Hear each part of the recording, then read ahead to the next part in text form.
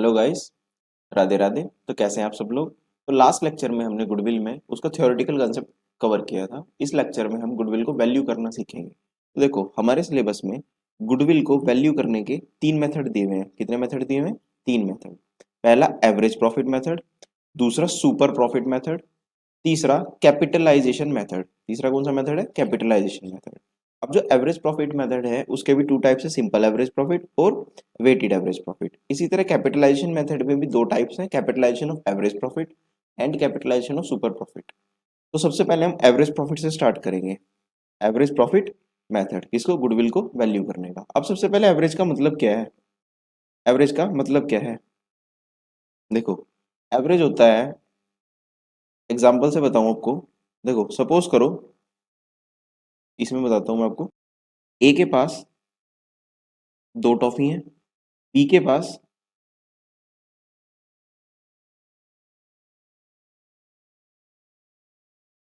3 toffee हैं और सी के पास 4 टॉफी हैं। अब अगर मैं इन तीनों की टॉफी ले लूं और इन तीनों में मेरे को टॉफी बराबर बराबर बांटनी है, तो टोटल टॉफी मेरे पास कितनी हो जाएंगी? 4 और 3 7 और 2 9 टॉफी हो जाएंगी। अब मेरे को इन 3 जनों में बराबर बांटनी है, तो डिवाइड बाय 3। तो तीनों को कितनी कितनी टॉफी मिलेंगी? 3 3 टॉफीज मिल जाएंगी। अगर मेरे को सबकी टॉफी लेके और सबको बराबर बांटनी है तो सबको 3 3 टॉफी मिलेंगी। तो जो मैंने 3 निकाला, ये क्या है? एवरेज। इसको हम क्या बोलते हैं? एवरेज। तो इसी तरह हम कुछ प्रॉफिट का भी एवरेज करना सीखेंगे। इसी तरह हम कुछ प्रॉफिट का भी एवरेज करना सीखेंगे। आइए स्टार्ट करते हैं। देखिए, तो गुडविल हमारी कैसे निकलेगी? एवरेज प्रॉफिट निकालना पड़ेगा हमें सबसे पहले, और उसको किससे मल्टीप्लाई करना पड़ेगा? Number of year of purchase से। किससे मल्टीप्लाई करना पड़ेगा? Number of year of purchase से। तो देखो, सबसे पहले एवरेज प्रॉफिट का मतलब समझ के, एक ऐसा प्रॉफिट जो लगभग हर साल में बंदा कमाएगा। सपोज करो एक साल उसने 20,000 कमाया, उससे अगले साल 40,000, उससे अगले साल 60,000। तो अगर मेरे को इसका एवरेज प्रॉफिट निकालना है तो मैं कैसे निकालूंगा? 20,000 प्लस 40,000 प्लस 60,000, कितना आ गया? 1,20,000। और डिवाइड कर दूंगा उसको 3 साल में, एवरेज बांट दूंगा, तो 3 ईयर से अगर डिवाइड करूंगा तो कितना आएगा? 40,000। तो अराउंड उस बंदे ने लगभग लगभग हर साल में 40,000 का प्रॉफिट कमाया। इसका मतलब ये होता है। और सेकंड हमें दिया हुआ है number of year of purchase. Second हमें क्या दिया हुआ है? Number of year of purchase. ये क्या चीज है? ये देखो, ये होता है number of year of purchase का मतलब होता है number of years for which firm is likely to earn similar profit.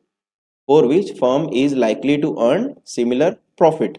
मतलब क्या है? देखो, अगर मैंने आज अपना बिजनेस किसी को बेच दिया, तो वो बंदा सिमिलर प्रॉफिट जो मैं आज कमा रहा, कितने साल तक मेरा नाम का यूज करके कमा लेगा। सपोज करो मेरा एक रनिंग बिजनेस है ए लिमिटेड, मैंने किसी सामने वाले को उसको 1 लाख रुपए में बेच दिया। अब मैंने उसको बोला कि जब तू मेरा बिजनेस खरीद लेगा, मेरी इतनी ज्यादा ब्रांड वैल्यू है मेरी कि तू 3 साल तक 10-10 हजार रुपए उससे मेरे नाम से ही कमा लेगा, अगर तू उसमें कोई एफर्ट भी ना डाले। तो 10-10 हजार रुपए वो 3 साल तक कमाएगा। उसको बोलते हैं क्या? Number of year of purchase. कि कितने साल तक वो सिमिलर प्रॉफिट जो आज मैं कमा रहा कमा लेगा। एक एवरेज निकाला जाता है। क्यों निकाला जाता है? अब मैं इसको 1 लाख में अपना बिजनेस बेच रहा, क्या मैं इससे वो 30,000 रुपये एक्स्ट्रा नहीं मांगूंगा? भाई तू मेरे नाम का यूज करके 10-10 हजार रुपये 3 साल तक कमा लेगा, ठीक है। तो मैं कोई बेवकूफ हूँ इसको अपना बिजनेस एक में बेच दूंगा? भाई जब 30,000 रुपये और कमाएगा तो मैं कहूंगा वो भी तो दे मेरे को। तो इसलिए हम number of year of purchase निकाल के गुडविल की वैल्यू करा करते हैं। वो किसका पार्ट बन गया? गुडविल का पार्ट बन गया। तो number of year of purchase का मतलब समझ आया कि कितने साल तक मैं वो सिमिलर प्रॉफिट कमा लूंगा जो आज चल रहा है, मेरे नाम को यूज करके, मेरे ब्रांड वैल्यू को यूज करके। एक एग्जांपल देखते हैं। देखो, हमारे पास प्रॉफिट दिया हुआ है 21-22 का, कितना? 60,000। 20-21 का, 21-22 का दिया हुआ है 80,000 और 22-23 का दिया हुआ है 40,000। तो मैं सबसे पहले क्या निकालूंगा? Average profit. एवरेज प्रॉफिट कैसे निकलेगा? 60,000 प्लस 80,000 प्लस 40,000।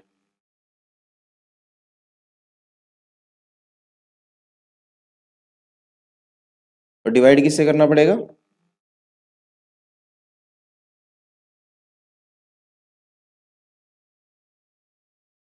डिवाइड बाय 3, क्योंकि 3 ईयर्स है। तो 60 प्लस 80 प्लस 40 कितना हो गया?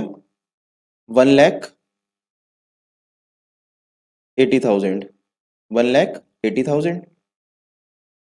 डिवाइड किससे करूं? 3 से। तो कितना आ गया एक साल का एवरेज प्रॉफिट? 60,000। कितना आ गया? 60,000। एक साल का मेरा लगभग एवरेज प्रॉफिट आ गया 60,000 रुपीज। तो मैं हर साल लगभग 60,000 रुपये कमा रहा हूँ। ठीक। अब फर्म जो है वो सेम प्रॉफिट कितने साल तक कमाएगी? 5 साल तक। तो अगर मैं बिजनेस आज बेच देता हूँ तो कोई बंदा सामने अगर जो मेरा बिजनेस खरीदेगा वो 5 साल तक 60,000 रुपीज कमाएगा। तो मैं गुडविल के नाम के यानी कि एक्स्ट्रा उससे कितने रुपए लूंगा? मैं कहूंगा भाई 60,000 तो कितने साल तक कमा लेगा? 5 साल तक। तो टोटल कितना हो गया? 3 लाख रुपए। तो मेरे को ये 3 लाख रुपए आज दे, इसको मैं क्या बोलूंगा? गुडविल। इसी को मैं क्या बोलूंगा? गुडविल। और यही मेरा क्या होता है? गुडविल एवरेज प्रॉफिट से निकालना। सबसे पहले मैंने क्या किया? एवरेज प्रॉफिट निकाला। कितना आया? 60,000। फिर number of year of purchase से मल्टीप्लाई कर दी 5 ईयर्स, तो मेरा आ गया 3 लाख। ये मेरी क्या कहलाएगी? गुडविल। आई होप क्लियर हुआ हो आप सबको। आगे बढ़ते हैं। अब एक चीज ना थोड़ा सा चेंज आता है। फ्यूचर मेंटेनेबल प्रॉफिट हमें निकालना पड़ता है। क्या निकालना पड़ता है? Future maintainable profit. भाई देखो, हर साल हम जो प्रॉफिट ले रहे हैं, जैसे मेरे को ऊपर अभी 80,000, 60,000, 40,000 जो भी गिवन था, उसमें कुछ ना एरर्स हो सकती है, उसमें कुछ एरर्स हो सकती हैं। तो उसको हमें सही करके क्या निकालना पड़ता है? Future maintainable profit. भाई जो प्रॉफिट हर साल मेंटेन रहेगा, जो प्रॉफिट हर साल फ्यूचर में मेंटेन रहेगा, मेंटेन का मतलब है कोई अगर उसमें एबनॉर्मल आइटम आ रही है, कोई ऐसी चीज जो रेगुलरली हर साल नहीं होती, किसी एक पर्टिकुलर ईयर में होगी तो बात अलग है, तो उन चीजों को हमें हटाना पड़ता है उस प्रॉफिट से। भाई वो रेगुलर मतलब रेगुलर नेचर की आइटम तो नहीं है ना कि हर साल वो प्रॉफिट में होएगी। मैं क्या करूंगा? उस चीज को हटाऊंगा अपने उससे। तो कैसे हटेगा ये देखते हैं। देखो कुछ आइटम्स मैं आपको पहले ध्यान से समझाता हूँ, फिर इसको जो मैंने स्टेटमेंट लिख के पढ़ेंगे आराम से।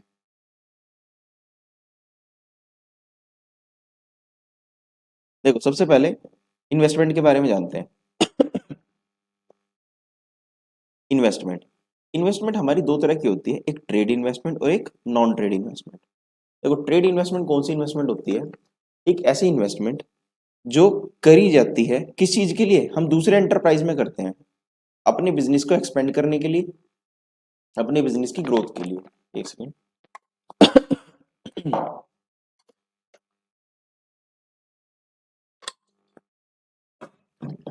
तो एक ऐसी इन्वेस्टमेंट जो हम किसी दूसरे के बिजनेस में करते हैं अपने बिजनेस को ग्रो करने के लिए, उसको हम बोलते हैं ट्रेड इन्वेस्टमेंट, यानी कि हमारे बिजनेस का पार्ट है, बिजनेस से रिलेटेड है।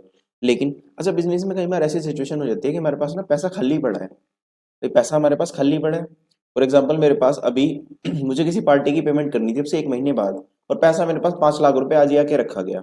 अब अगर एक मैं उसको सही दिमाग के बंदे से सोचूं तो 5 लाख रुपए खाली मेरे पास पड़ा तो मैं इसको वेस्ट करूंगा? मैं इसको कहीं इन्वेस्ट कर दूंगा। मैं 5 लाख रुपए को 1 महीने के लिए कहीं इन्वेस्ट कर दूं, कुछ तो इंटरेस्ट मिलेगा। तो उस इन्वेस्टमेंट को हम बोलते हैं नॉन ट्रेड इन्वेस्टमेंट। वो बिजनेस से रिलेटेड तो नहीं है ना, वो तो कुछ आइडल फंड्स पड़े थे कुछ टाइम के लिए, मैंने उसको यूज करने के लिए इन्वेस्ट कर दिया। तो उस इन्वेस्टमेंट को हम क्या बोलते हैं? Non trade investment. Example, investment made to earn revenue, सिर्फ पैसा कमाने के लिए। सरप्लस फंड्स को यानी कि जो एक्स्ट्रा पैसा मेरे पास पड़ा बिजनेस को ग्रो वगैरह करने के लिए नहीं है, नॉर्मली बस इन्वेस्ट कर दिया पैसे को, तो उसको हम क्या बोलेंगे? Non trade. ट्रेड मतलब बिजनेस से हटके है, नॉन ट्रेड इन्वेस्टमेंट। अच्छा, अगर क्वेश्चन हमें कुछ नहीं कह रहा है इन्वेस्टमेंट ट्रेड है नॉन ट्रेड है, तो हम क्या मानेंगे? नॉन ट्रेड है। तो इसका ट्रीटमेंट आप सोचो क्या होना चाहिए। अगर मैं भाई एक ऐसा प्रॉफिट निकाल रहा जो हर साल होता हो, क्या होता हो? हर साल। तो उसमें ये चीज जुड़नी चाहिए या नहीं जुड़नी चाहिए? बताओ सोचो। नहीं जुड़नी चाहिए। तो ये तो किसी एक साल में मेरे पास एक्स्ट्रा पैसा पड़ा था, मैंने इन्वेस्ट कर दिया, पैसा आ गया, और ये मैंने प्रॉफिट में जोड़ दिया होगा। ये मैंने प्रॉफिट में जोड़ दिया होगा ये पैसा। अब मुझे एक चीज बताओ, क्या ये रेगुलर नेचर का है प्रॉफिट? नहीं है ना। तो इसको क्या करना चाहिए? लेस कर देना चाहिए प्रॉफिट में से। तो जिस भी प्रॉफिट में जुड़ा हुआ होगा मैं क्या कर दूंगा? वहां पे इसको लेस कर दूंगा। समझ आया? अच्छा, और समझे? अब मेरे पास एक चीज समझो। एबनॉर्मल गेन और एबनॉर्मल लॉस। एबनॉर्मल गेन और एबनॉर्मल लॉस। एबनॉर्मल गेन क्या होता है?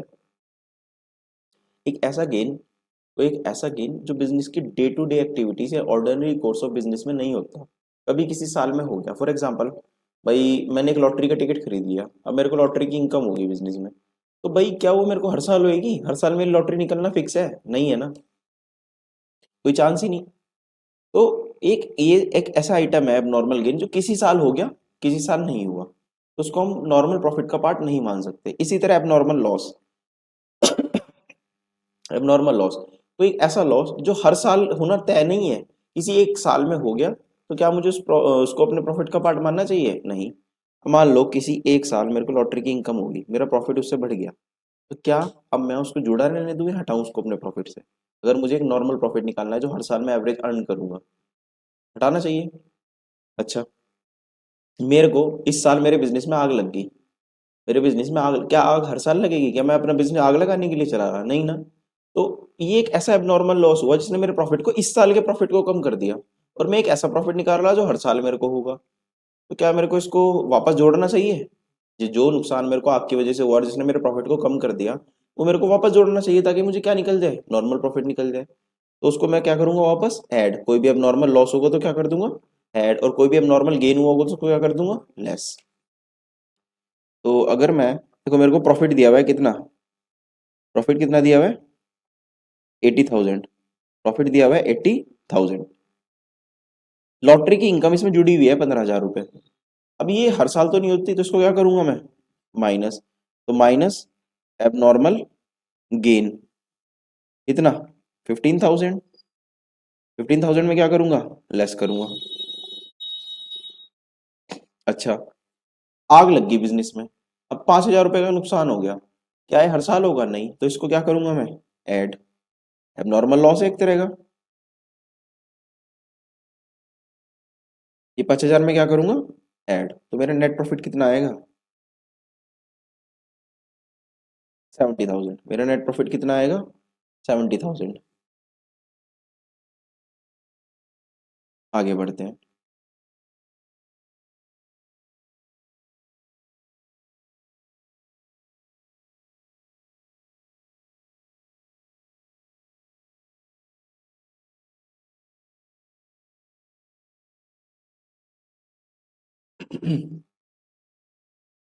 हाँ जी। Capital expense treated as revenue. Capital expense treated as revenue. देखो, कोई एक ऐसा कैपिटल एक्सपेंडिचर जिसको मैंने रिवेन्यू मान लिया। अब रिवेन्यू और कैपिटल क्या होते हैं? देखो, कैपिटल एक्सपेंस हो गया, मैंने कोई मशीन खरीदी, मैंने कोई मशीन खरीदी और उसको डे टू डे खर्चा मान के अपने प्रॉफिट एंड लॉस में से प्रॉफिट कम कर दिया। भाई मशीन खरीदना कैपिटल एक्सपेंडिचर है, जो कि रिवेन्यू का पार्ट नहीं हो सकता, जो मैं प्रॉफिट एंड लॉस में नहीं डाल सकता। ठीक है ना, वो तो एक तरह की इन्वेस्टमेंट होगी, बिजनेस में एसेट परचेज किया। तो अगर मैंने किसी कैपिटल एक्सपेंडिचर को रिवेन्यू मान लिया होगा, तो बड़े ध्यान से ट्रीटमेंट समझना।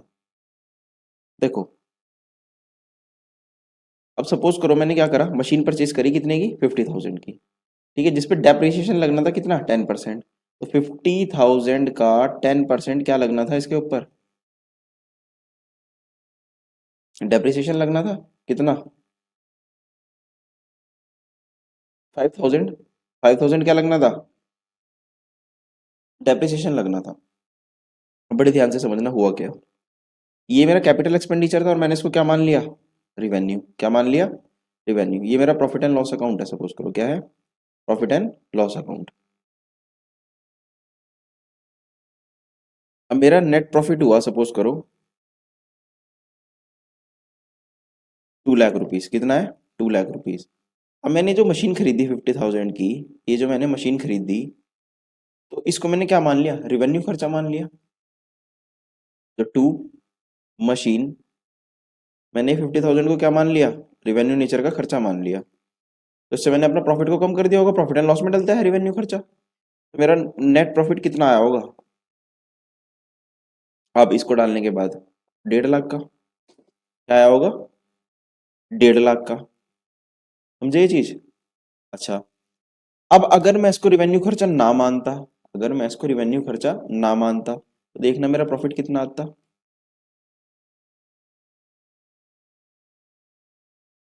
नेट प्रॉफिट होता है मेरा 2 लाख। अब ये जो डेप्रिसिएशन है ये इसके ऊपर लगाता मैं। अब देखो, मशीन को जो मैंने खर्चा मान लिया, तो डेप लगेगा? नहीं लगेगा, तो मैंने नहीं डाला। अब अगर मैं उसको प्रॉपरली मशीन की तरह ट्रीट करता, तो उसमें 5,000 का डेप्रिसिएशन लगता, जो किसमें डलता? प्रॉफिट एंड लॉस अकाउंट में। तो मैं यहाँ क्या डालता प्रॉफिट एंड लॉस में? 2 डेप्रिसिएशन। क्या डालता? 2 डेप्रिसिएशन। कितना? 5,000 रुपीज। तो मेरा नेट प्रॉफिट करेक्ट कितना आता? टू नेट प्रॉफिट कितना आता? 1,95,000। 1,95,000। 95,000 रुपीज आता, तो भाई मेरा करेक्ट नेट प्रॉफिट आता 1,95,000 और आया कितना 1,50,000। तो 45,000 से मेरा नेट प्रॉफिट क्या आ रहा, कम आ रहा भाई, इस गलती की वजह से कि मैंने कैपिटल एक्सपेंस को क्या मान लिया, रिवेन्यू खर्चा। तो उसको सही कैसे करेंगे, मेरा नेट प्रॉफिट कितने का हुआ, नेट प्रॉफिट मेरा अब जो मेरे को गलत वाला शो कर रहा है वो कर रहा है 1,50,000। गलत नेट प्रॉफिट अब मेरे पास कितना आ रहा है, जब मैंने किसी कैपिटल एक्सपेंस को रिवेन्यू मान लिया तो पूरा का पूरा उसको डाल दिया था, तो मेरा प्रॉफिट आया था 1,50,000 रुपये। अब सही कैसे करेंगे, जो मैंने मशीन को क्या माना, रिवेन्यू माना, उसको वापस ऐड कर दो। उसने प्रॉफिट को कम किया, अब क्या करूं, प्रॉफिट को वापस बढ़ा दूंगा, तो ऐड कर दूंगा मैं capital expense treated as revenue, capital expense treated as revenue, उसको क्या कर दूंगा ऐड, यानी कि कितने रुपए ऐड करूंगा मैं 50,000। अगर अगर मैं इसको ऐड कर देता हूँ तो 2 लाख बन रहे हैं, और जबकि करेक्ट प्रॉफिट कितना है, करेक्ट प्रॉफिट कितना है 1,95,000। तो अब जो इसके ऊपर, अब मैंने इसको ऐड तो कर दिया, अब भाई इसके ऊपर 1 साल का डेप भी तो लगना था। अब मैंने जब इसके ऊपर डेप लगाया ही नहीं था, तो अब लगाऊंगा वो प्रॉफिट को कम करेगा, तो माइनस क्या कर दूंगा इसके ऊपर लगने वाला डेप, तो माइनस कर दूंगा इसके ऊपर लगने वाला डेप्रिसिएशन कितना 5,000 रुपीज। तो ये आ गया मेरा 1,95,000। That is the correct treatment. अगर मैं किसी कैपिटल एक्सपेंस को रिवेन्यू मान लेता हूँ तो उसको क्या कर दूंगा ऐड, लेकिन जो उसके ऊपर लगने वाला डेप्रिसिएशन उसको क्या करना पड़ेगा वापस लेस, अगर वो डेप्रिशिएबल एसेट था। समझ आया। अच्छा, एक पॉइंट बनता है, अगर मैं किसी रिवेन्यू एक्सपेंस को क्या मान लेता हूँ कैपिटल, किसी रिवेन्यू एक्सपेंस को क्या मान लेता हूँ कैपिटल मान लेता हूँ। अब देखो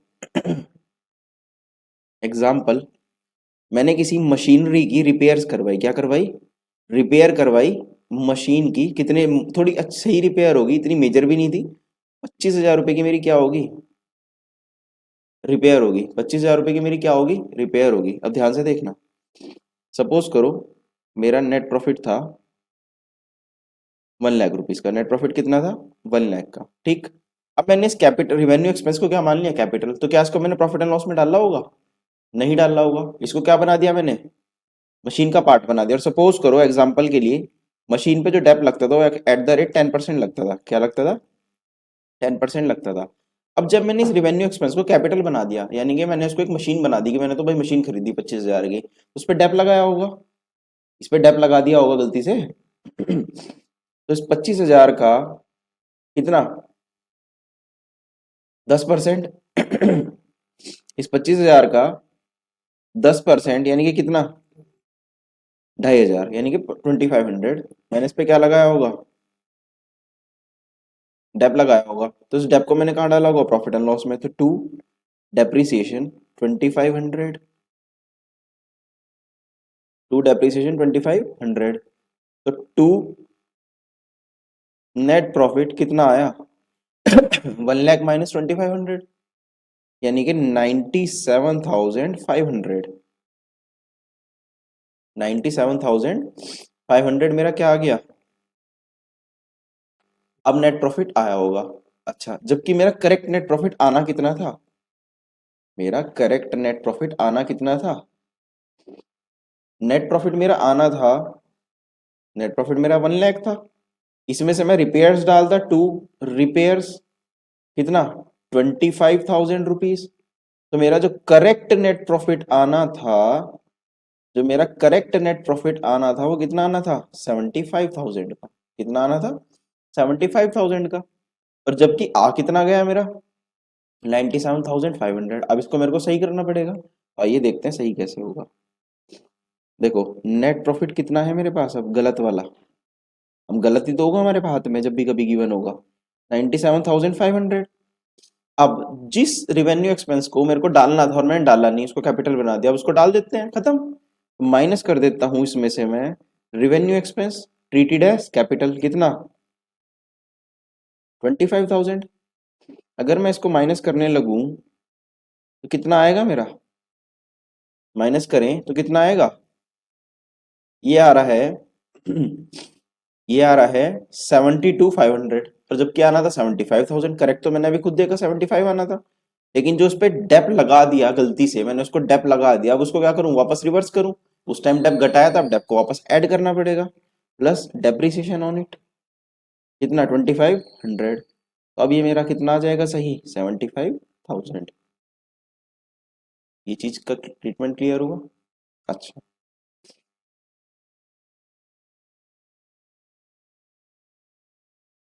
एक और समझते हैं। देखो, मैंने क्लोजिंग स्टॉक को क्या कर दिया, over valuation of closing stock. भाई मेरे पास क्लोजिंग स्टॉक था, मैंने उसको क्या कर दिया, ओवर वैल्यू कर दिया। जरा ध्यान से समझना क्या है। मेरे पास एक ट्रेडिंग अकाउंट दिया हुआ है, opening profit 10,000, purchase 50,000, direct expense 20,000, sale 1 lakh, closing stock 15,000। अगर मैं इस साइड का टोटल करके ये खर्चे ओपनिंग स्टॉक परचेज घटाऊंगा तो मेरा ग्रॉस प्रॉफिट आ जाता है, ट्रेडिंग अकाउंट जैसे हम सीखते थे। तो मेरा ग्रॉस प्रॉफिट आ गया 35,000, करेक्ट ग्रॉस प्रॉफिट। अब मैंने क्या गलती कर दी, मैंने क्लोजिंग स्टॉक को बढ़ा दिया, गलती से कितना लिख दिया 20,000, 5,000 से ओवर वैल्यू कर दिया ना उसको, क्या कर दिया, ओवर वैल्यू। अब अगर मैं इसको 20 डाल दूं तो मेरा ग्रॉस प्रॉफिट कितना हो गया, 40। मेरा तो ग्रॉस प्रॉफिट बढ़ गया इसको बढ़ाने से। अगर मैंने गलती से क्लोजिंग स्टॉक को ओवर वैल्यू कर दिया तो ग्रॉस प्रॉफिट क्या हो गया, बढ़ गया। अब मेरा प्रॉफिट कितना आ रहा, 40, आना कितना था 35। सही तो 35 था, 35,000। तो अब मैंने इसको ओवर वैल्यूएशन को क्या करना चाहिए, वापस कम कर दो, जितने से बढ़ाया उसको कम कर दो भाई, तो वापस क्या आ जाएगा 35,000। तो अगर कभी भी ओवर वैल्यूएशन होता है क्लोजिंग स्टॉक का तो उसको क्या कर दें, लेस कर दें। और अगर अंडर वैल्यूएशन हो, कम दिखाता मैं उसको, तो वापस ऐड कर देता। इसी तरह ओवर वैल्यू अगर मैं ओपनिंग स्टॉक को कर देता, ओवर वैल्यू ओपनिंग स्टॉक को अगर तो प्रॉफिट ज्यादा कम हो जाता उसको ऐड कर दो, और अंडर कर देता तो लेस कर दो। सेम ट्रीटमेंट, समझ लेना आप उसको खुद से। तो आई होप ये पॉइंट्स आपको सब क्लियर होंगे। अब अपनी स्टेटमेंट की तरफ चलते हैं। देखो मैंने स्टेटमेंट क्या लिखी हुई है,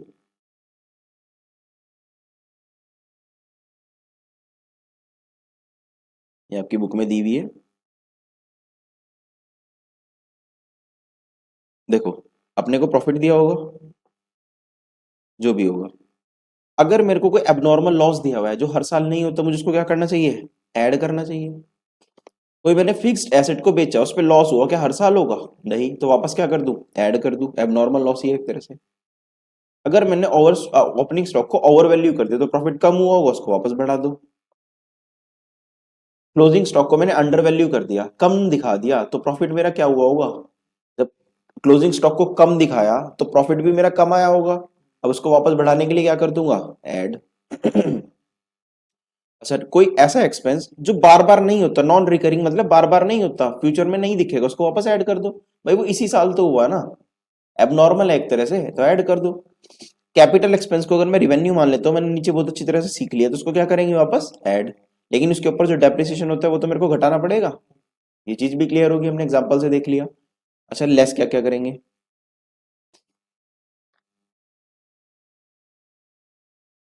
कोई भी अगर मेरे को एबनॉर्मल गेन हुआ तो उसको क्या करना पड़ेगा, लेस करना पड़ेगा। भाई हर साल थोड़ा ही हो रहा हो, तो इस साल ही हुआ तो उसको हटाओ। क्लोजिंग स्टॉक को ओवर वैल्यू कर दिया तो प्रॉफिट बढ़ गया होगा, भाई कम करो वापस। इसी तरह ओपनिंग स्टॉक को अंडर वैल्यू कर दिया तो प्रॉफिट और कम मतलब बढ़ गया होगा, क्योंकि ओपनिंग स्टॉक है तो क्या कर देंगे, लेस। कोई ऐसी इनकम जो बार बार नहीं होने की, इसी साल हुई, तो हटाओ उसको भी।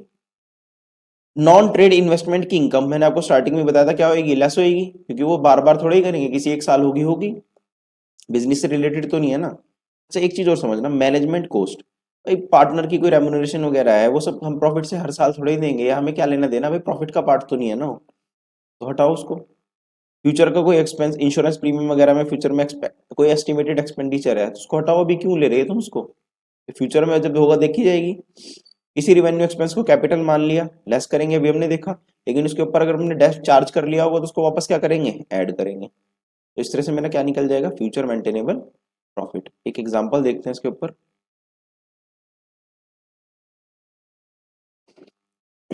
गुडविल मेरी कैसे निकलेगी, 2 ईयर परचेज, यानी कि 2 से मल्टीप्लाई होगा किसकी, एवरेज प्रॉफिट। एवरेज प्रॉफिट कितने साल का, लास्ट 3 ईयर्स का एवरेज प्रॉफिट निकाल के उसको 2 से मल्टीप्लाई करके मेरी गुडविल आ जाएगी। लेकिन एवरेज प्रॉफिट निकालने के लिए मेरे को तीनों साल का क्या निकालना पड़ेगा, सही प्रॉफिट निकालना पड़ेगा, यानी कि फ्यूचर मेंटेनेबल प्रॉफिट निकालना पड़ेगा, क्योंकि हर साल में मेरे को कोई ना कोई एडजस्टमेंट गिवन है, क्या है, कोई ना कोई एडजस्टमेंट गिवन है।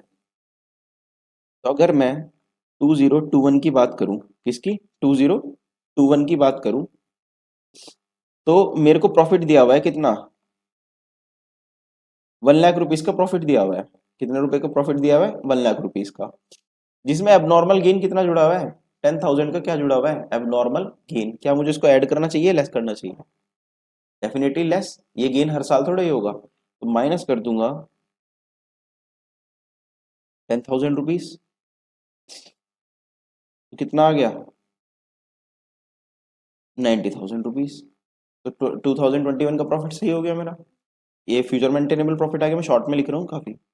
2022 की बात करें, मेरा प्रॉफिट कितना है, 1,10,000 रुपीज का, 1,10,000 रुपीज का। इसमें एबनॉर्मल लॉस चार्ज किया हुआ है मैंने 20,000, यानी कि कम किया हुआ पहले ही, तो उसको क्या करूँ, वापस ऐड करना पड़ेगा। अभी हमने देखा 20,000 क्या करूंगा मैं, ऐड, मेरा सही कितना आ जाएगा, इसको ऐड करूंगा तो टोटल आ जाएगा मेरा,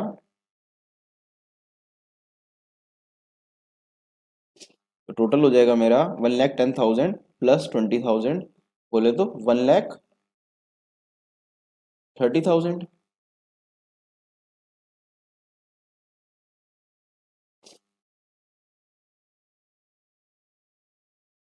अच्छा, उसके बाद 2023 की अगर बात करूं मैं, 2023 की, मेरा प्रॉफिट कितना दिया हुआ है, 85,000, कितना दिया हुआ है, 85,000।